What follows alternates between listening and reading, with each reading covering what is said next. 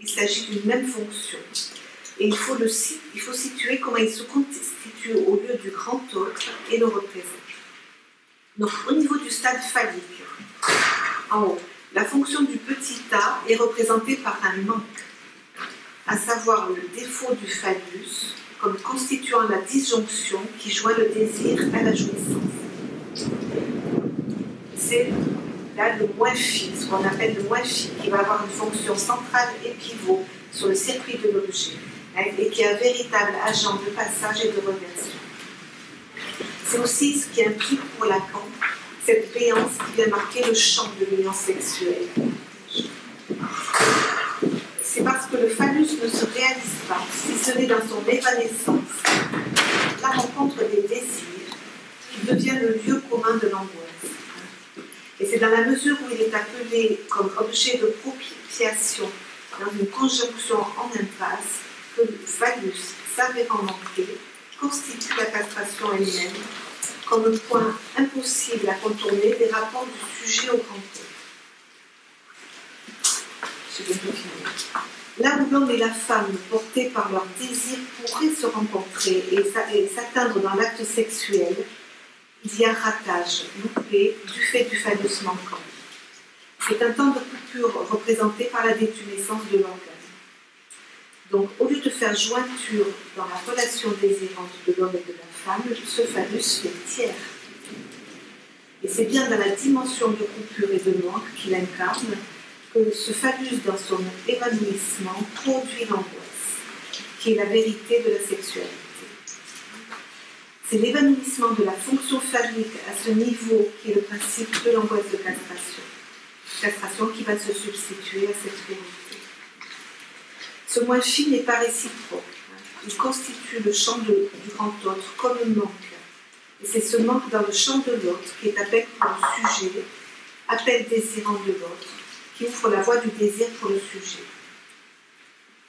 Alors, ce qui va être visé dans la toute-puissance phallique, et je pensais aussi dans le monde actuel, le monde du selfie qui prévaut l'imaginaire, et d'éviter de tout manque et d'éviter ce passage par le moins phi, c'est d'éviter le manque de l'autre, du grand autre, c'est-à-dire aussi d'éviter son désir, et quitter le champ de la demande au grand autre ou au petit homme, quitter le champ de la rencontre humaine. Ce passage par le moins phi est un temps indispensable pour rencontrer le champ de l'autre. Rencontre et séparation en même temps dans le temps de l'opération subjective, le marquage du sujet par l'ordre du signifiant et l'entrée dans le langage qui signifie la perte de l'autre. Et ce champ de l'autre, je n'y accède qu'en prenant cette voie même du moins, être ce moins et disparaître. Ce champ de l'autre, du grand autre, je n'y accède que pour autant je m'attache à ceci, que ce je me fait disparaître, que je me retrouve dans un petit A généralisé, que dans l'idée du moins en tant qu'il est partout, c'est-à-dire qu'il n'est plus nulle part. Le support du désir n'est pas fait pour l'union sexuelle, car généralisé, il ne me spécifie plus comme homme ou femme, mais comme l'un et l'autre. Je dirais un petit mot sur les deux autres formes de l'objet art scopique et vocal, les dernières donc. Dans la fonction de l'objet petit a dans la vision, l'œil fonctionne comme un miroir. L'image, en capturant le regard, crée une occultation douce à regard. Donc l'exclusion de l'œil lumineux. L'image a donc fonction de capture. Le désir est attaché à l'image et tout ça est lié à une coupure dans le champ de l'œil. L'œil institue le rapport fondamental désirable en ceci qu'il tend toujours à faire méconnaître dans le rapport au grand autre que sous ce désirable, il y a un désir. Et dans tout ce circuit de l'objet petit a, je résume très vite le séminaire d'angoisse, le dernier, la voix, Lacan trace la notion de l'incorporation de la voix de l'autre, du grand autre, comme identification à la formation du surnom. Le sujet, il a à se constituer dans le grand autre, mais c'est de ce grand autre qu'il reçoit aussi son propre message. Tuer de manière interrompue mais jamais informe à partir du fait que le langage existe dans le réel. Tout ce que le sujet reçoit de l'autre par le langage, il le reçoit aussi sous forme vocale. Et le sujet en devenir se fait aussi sa voix, en quêtant celle de l'autre pour en obtenir une réponse. Donc la voix est comme objet petit a, tout comme le regard, en prise directe avec le désir de l'autre, ce qui la spécifie par rapport à l'objet oral ou anal qui sont articulés à la demande. Il y a une immédiateté du rapport à la voix aussi dans la psychose, puisque la voix a sa place prépondérante dans les phénomènes hallucinatoires. Elle est d'ailleurs souvent divisée en bonne ou mauvaise voix, ou voix comme bruissement du monde que la parole fait taire. Le sujet dans la psychose n'est pas équilibré par la division subjective. La voix ne s'assimile pas, elle s'incorpore. C'est ce qui peut lui donner une fonction à modeler notre vie. Cette incorporation permet la formation du surnom. Le vide du sujet rencontre, par l'intermédiaire de la voix qui emporte la résonance, le vide de l'autre, vide de structure qui implique le désir de l'autre. Et le manque dans l'autre que le psychotique ne rencontre pas. Il tente au contraire de faire taire ce bruissement de voix du monde, cette chair sonore, par l'usage forcené de ritournelles ou de néologismes pour pouvoir inscrire son nom, simplement, dans l'humanité. Donc, que le désir soit manqué est totalement fondamental pour la construction du sujet humain. Et la voix et son lien à la loi, à la transmission de la loi, aussi, je le rappelle, est le mode d'entrée dans le symbolique. Je terminerai sur ces mots. J'espère que je n'ai pas été trop longue. Non, c'est pas grave. Voilà. J'ai dessiné là, c'est que tu disais. Ouais. Donc, puisse voir plus clairement.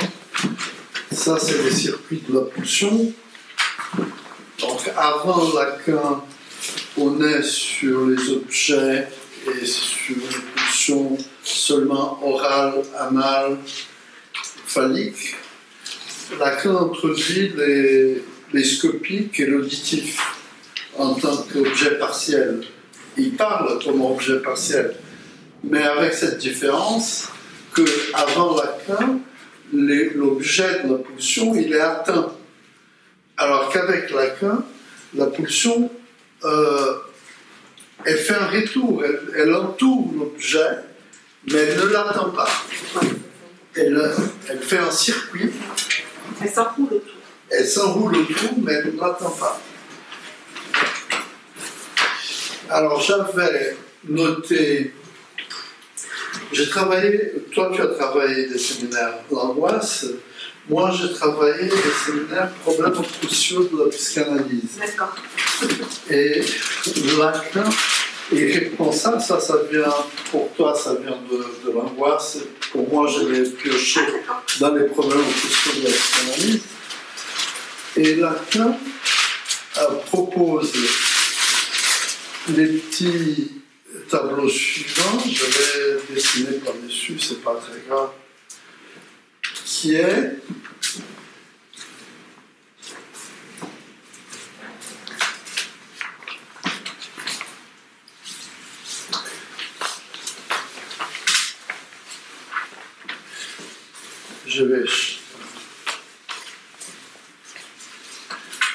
Jean Larouche, à un moment donné, il dit qu'il ne comprend pas pourquoi les lacaniens insistent autant à dire que les schémas proposés par Lacan, c'est le RSI, si, en vérité, Lacan propose ce même schéma sur une forme SIR, et à d'autres moments, il le propose comme IRS.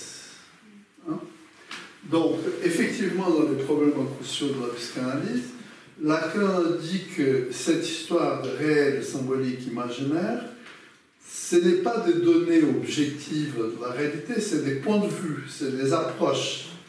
Et que c'est selon les niveaux. Qu'au niveau de la castration, il y a cette organisation, réelle, symbolique, imaginaire. Mais qu'au niveau de la frustration, il y a cette organisation symbolique imaginaire réelle, et qu'au niveau de la privation, il y a cette organisation imaginaire réelle symbolique. Donc les choses tournent en fonction du niveau auquel nous parlons. Je pense que c'est très important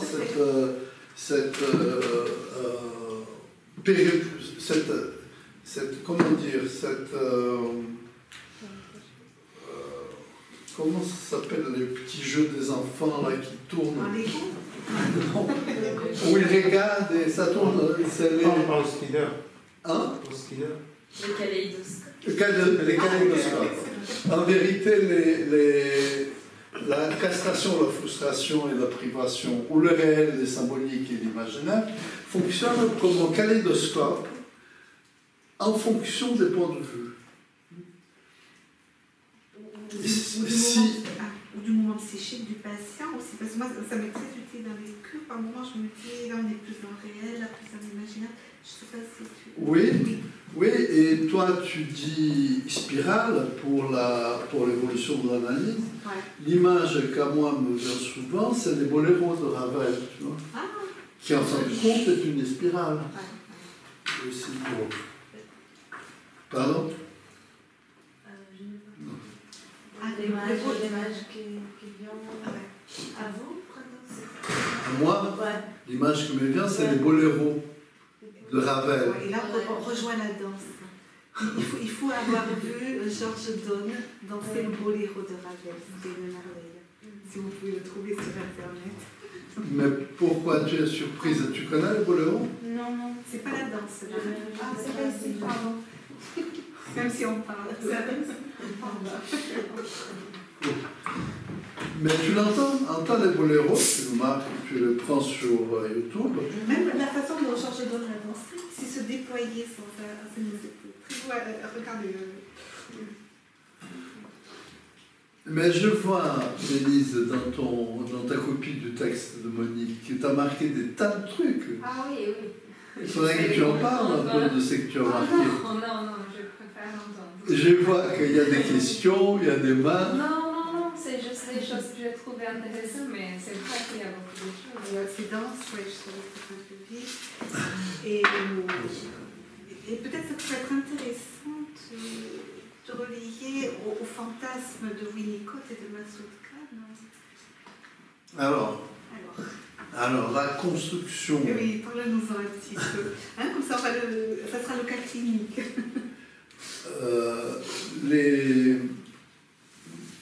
Winnicott, quand il était enfant, sa mère lui donnait tout le temps des cadeaux de filles. Des vêtements de filles, un drap de filles, à tel point que le père de Winnicott se moquait beaucoup de lui, en lui chantant des chansons de filles. Et Winnicott se souvient qu'à l'âge de 3 ans, il a pris sa batte de cricket et il a détruit le visage d'une poupée. D'une des poupées de ses sœurs, avec laquelle il jouait beaucoup. Et plus tard, quand il commence l'analyse de Massoud Khan, il détruit le visage de la poupée, et son père, avec un briquet et du feu, c'était une poupée en cire. Son père donc remodèle le visage de la poupée, les reconstitue complètement. À son grand soulagement, pense Winnicott. Plus tard, quand il commence l'analyse de Massoud Khan avait un défaut congénital, c'est qu'il avait une très grande oreille. Il avait une oreille difforme. Son visage était difforme à cause de cette oreille. Et il déguisait cela en se laissant pousser les cheveux, en se mettant ses cheveux sur une de ses oreilles. Et Winnicott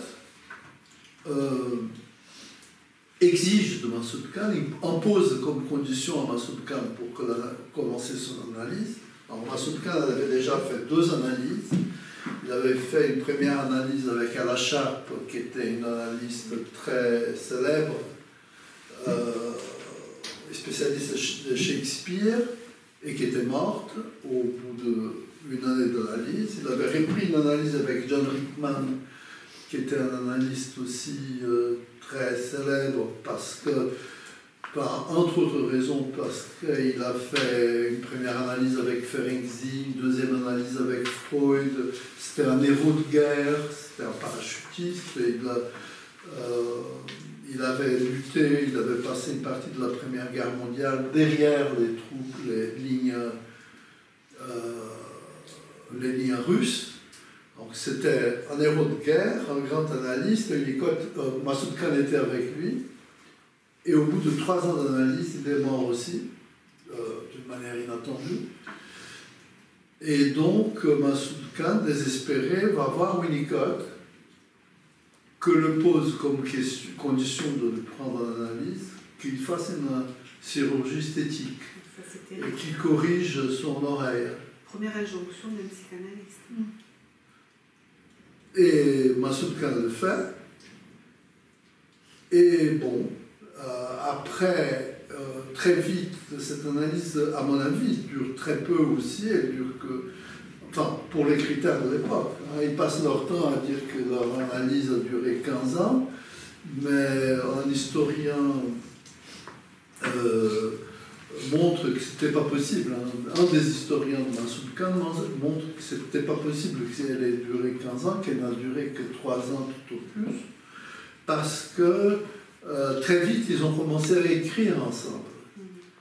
Et Masoud Khan avait un comportement public très bizarre à l'égard d'Winnicott, c'est-à-dire qu'il injuriait Winnicott en public. Lors des séminaires de Winnicott, il l'injuriait, à chaque occasion publique qu'il pouvait, il injuriait Winnicott, et Winnicott ne faisait rien. Winnicott faisait semblant que ce n'était pas avec lui, il s'endormissait, voilà, il faisait celui qui ne voyait pas. Et donc, moi, ce que je proposais dans l'article dont parle Monique, est que quand le père de Winnicott a réparé la poupée, Winnicott dit qu'il a été soulagé, et je me dis qu'il n'a pas été si soulagé que ça. Il y avait quelque chose qui a dû rester comme un manque dans cette histoire, comme non décidable dans cette histoire, parce que si le père le narguait autant, si le père le provoquait autant de son rapport avec les mondes féminins, avec les mondes de ses sœurs et de sa mère, pourquoi le père réparait la poupée au lieu de se réjouir avec lui de la destruction de cette poupée? Alors je proposais que quelque chose était resté, quelque chose de destructif était resté incrusté chez Winnicott, qui va réapparaître beaucoup plus tard quand il commence l'analyse de Masoud Khan, et dans son besoin de venir encore une fois s'identifier à son père et essayer de réparer, de passer à l'acte dans un début d'analyse. Et c'est en disant ça tout à l'heure que je me disais, c'est à ce noyau destructif qui est resté chez Winnicott, je me demande si c'est pas lié à cette identification à cette petite fille, à cette poupée morte, à la fille morte qu'il ne voulait pas, et dont l'ombre retombe sur le moi du sujet. Donc exactement le cas des fantasmes maniaques que... tu fais référence à un élément que je n'ai pas apporté, c'est que Winnicott écrit à sa femme, à Claire Winnicott, qui s'est mariée en deuxième noces avec lui, il lui écrit que quelque chose qu'elle a dit a réveillé en lui un souvenir très ancien, que c'était d'une poupée, qu'il a toujours su que c'était lui-même. Voilà, l'identification. Que cette poupée était une autre partie de lui. Et il se souvient que cette poupée s'appelait Lily. Donc, en vérité, il y avait deux poupées. La poupée qu'il détruit s'appelait Rosie, Et la poupée que sa femme évoque en lui s'appelait Lily.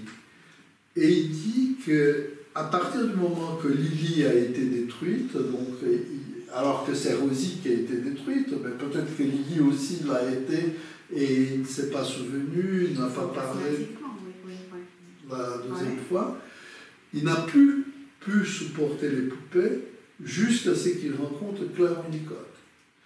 Et donc il traite sa femme comme une poupée et il dit « Je t'aime comme j'ai aimé cette poupée » et il utilise une expression en anglais, je ne sais pas comment la traduire en français, il dit « I love you all out ». Je t'aime tout en extériorité. Pourquoi il utilise cette expression « all out » qui est une expression rare quand même. On ne dit pas « je t'aime all out » parce que ça suppose qu'il y a un « all in ». Je t'aime tout en dehors et je t'aime, enfin, qu'est-ce qu'on fait de tout en intériorité? Winnicott n'a jamais été père, Claire n'a jamais été mère, Massoud Khan n'a jamais été père. Il ne pouvait pas. Je pense qu'il ne pouvait pas. Je pense qu'il était un point très important de l'analyse de Winnicott, dont Massoud Khan a fait les frais. Alors, dans l'analyse, dans les textes de Lacan que je vous ai envoyés, où il y a l'analyse d'un cas, c'est un cas qui est exposé par Perry King, qui était aussi la dame dont je vous parlais, qui disait que Lacan ne s'arrêtait pas de la draguer, de l'inviter à danser, parce qu'elle disait je voyais venir gros comme une locomotive, je l'intéressais beaucoup tant qu'il voulait revenir à l'association psychanalytique internationale. Mais Lacan donc se met à superviser un de ses textes, un de ses analyses avec son patient, et il dit qu'elle a été bernée pendant 10 ans à croire que les problèmes de ses patients étaient avec son père, et de même, on a beaucoup cru que les problèmes de Winnicott, c'était son manque de décision par rapport à son père. Winnicott a eu 2 femmes dans sa vie. Il a eu une femme avec qui il a vécu 20 ans, et qui était à demi-folle, mais il ne se séparait pas d'elle parce qu'il ne voulait pas faire de la peine à son père. C'est ce qu'on suppose, c'est qu'il disait. Et puis il y a eu la deuxième femme. Une fois que son père est décédé, il s'est séparé immédiatement de la première femme et il s'est marié avec sa deuxième femme, Claire. Alors, on a toujours pensé que les problèmes c'était le père, mais Lacan dit de la patiente, du patient de Perry King, Lacan dit que le problème n'était pas tant le père, le problème était l'inscription du nom du père à la place de l'autre. C'est-à-dire que les noms du père dont parle Lacan n'est pas les pères, mais il est l'inscription chez l'autre. C'est-à-dire, qu'est-ce que la mère dit du père? L'autre, les grands autres à ce moment-là, pour Lacan, c'est la mère. Monique a parlé du baptême, du désir, qui est donc celui-là. C'est le baptême du fantasme. Le baptême du fantasme. Et en faisant une recherche sur les baptêmes de Lacan, il signale que ces baptêmes du fantasme va toujours de pair avec les baptêmes de la demande de l'autre, du grand autre.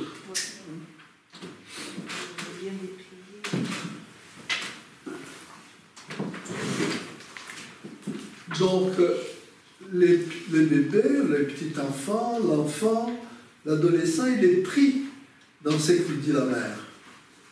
Il a accès au père d'abord par ce que dit la mère.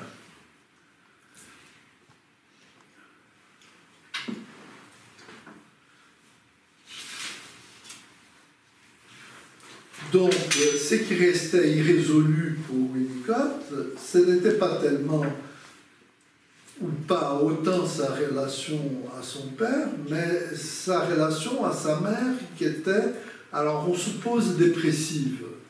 Mais les mères dépressives ont bon dos, je trouve. On suppose toujours des mères dépressives. On n'a aucune photo d'elle triste. Sa femme a dit que Winnicott parlait d'elle comme d'une femme très joyeuse et aimant beaucoup vivre. Les poèmes où que Winnicott, les poèmes de Winnicott sur lesquels on se base pour dire qu'elle était une femme dépressive, c'est un poème qui s'appelle L'Arbre et qui a rarement été publié dans son intégralité.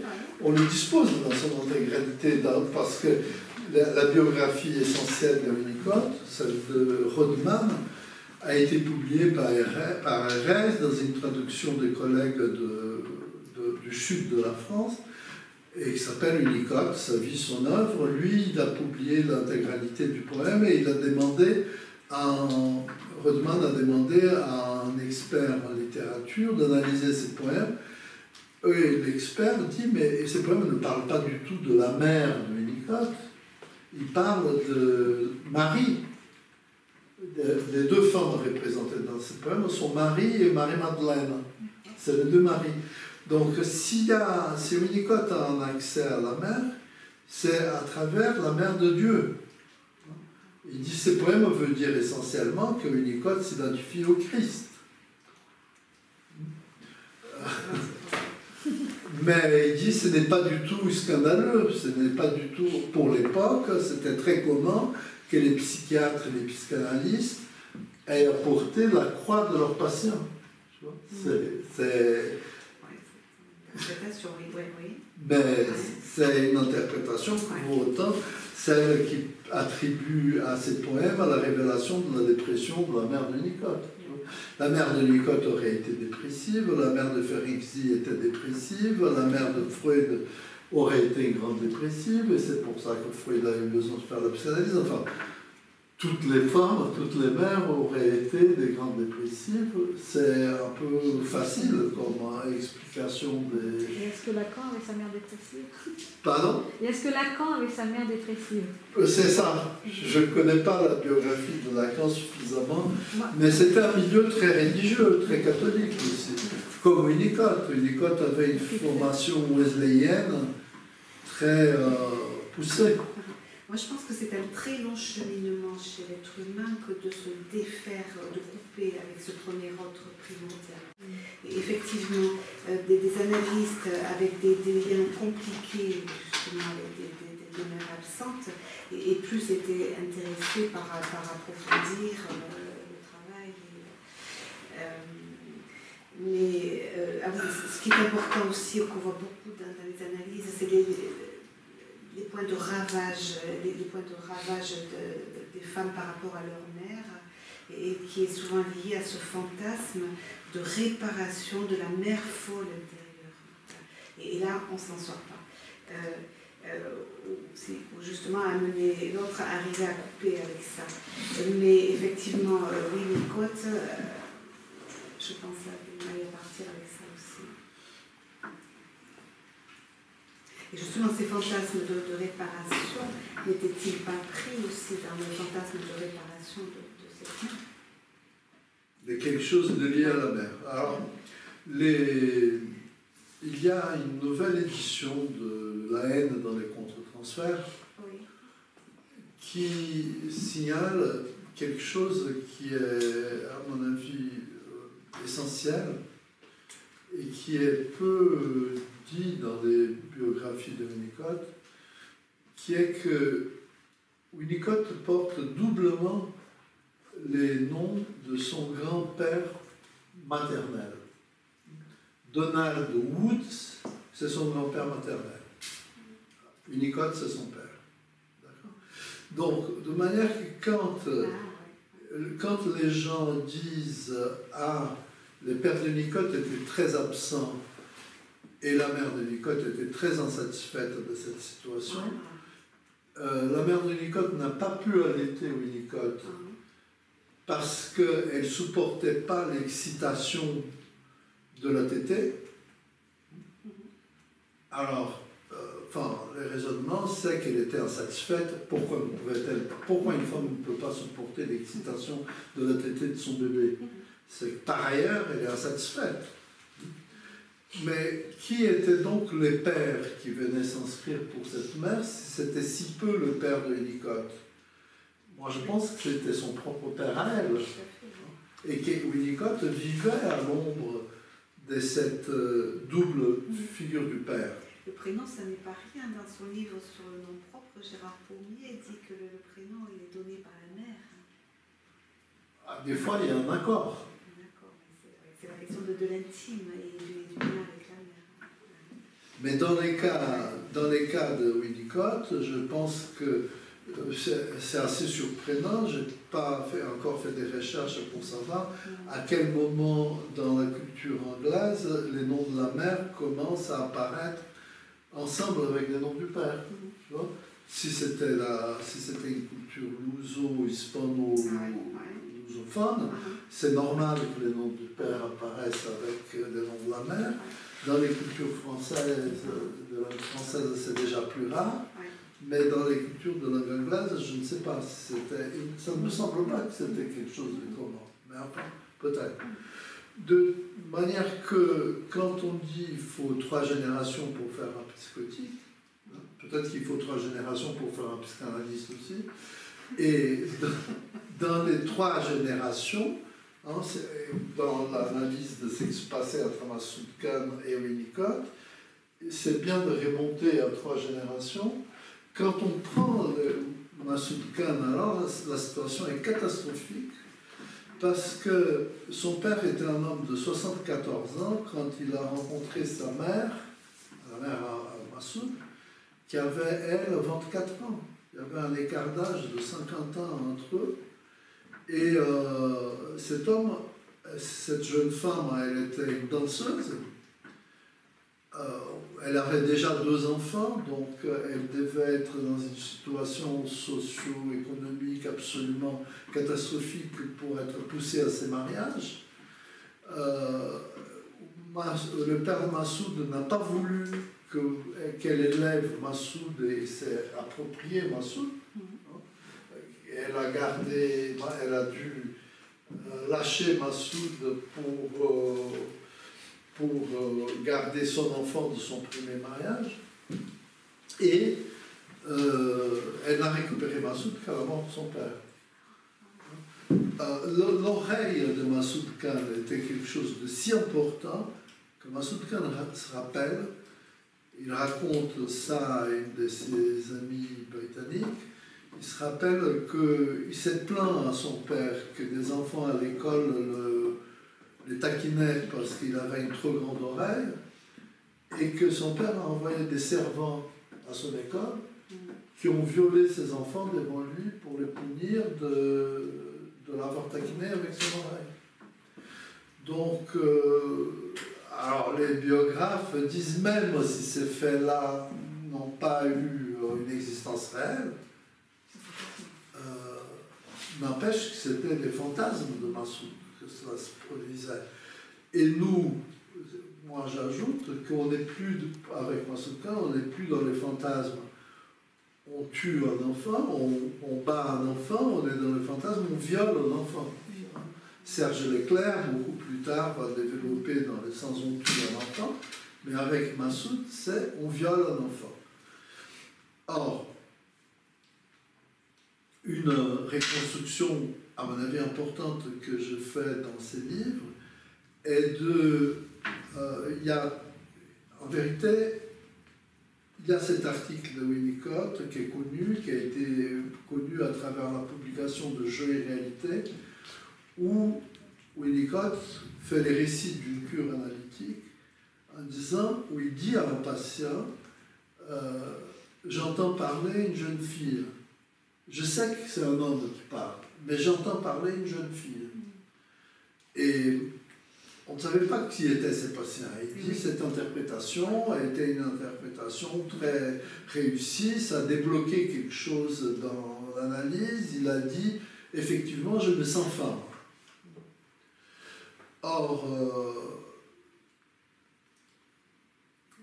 après la mort de Winnicott, Claire Winnicott a publié un livre de Winnicott qui s'appelle, avec des articles de Winnicott, un recueil d'articles de Winnicott, qu'en anglais s'appelle Psychoanalytical Explorations, et en français ça s'appelle La crainte de l'effondrement et autres textes. Donc on ne peut pas faire un rapport entre les deux. Dans La crainte de l'effondrement, il y a beaucoup d'articles qui apparaissent dans Psychoanalytical Explorations, mais il n'y a pas tous les articles. Et Claire Winnicott, surtout, il n'y a pas une longue introduction de Claire Winnicott et l'appareil critique que Claire Winnicott utilise. Et Claire Winnicott dit cet article de Winnicott qui apparaît dans Jeu et réalité, il a été auparavant lu à la Société britannique de psychanalyse comme les clivages des éléments féminins et masculins chez l'homme et chez la femme d'après les situations cliniques. D'accord ? Mais cet article n'est pas unique. Il était précédé de deux autres, un dont le titre est Rien au centre, et l'autre qui s'appelle Note sur un cas clinique dont l'envie était, chez qui l'envie était centrale. Tous les trois parlent de la même chose. Et la même chose, c'est que c'était l'analyse de Massoud Khan. Et on ne savait pas que ces patients que Winnicott était en train d'exposer, c'était Massoud Khan. Ensuite, après avoir été publié dans Jeu et réalité, cet article a été publié et a été les centres d'un débat qui a eu lieu aux États-Unis entre 66 et 68, un débat par écrit, duquel ont participé beaucoup de noms très importants de la psychanalyse, autour de l'article de Winnicott. Autour de cet article, les clivages des éléments masculins et féminins chez les patients mâles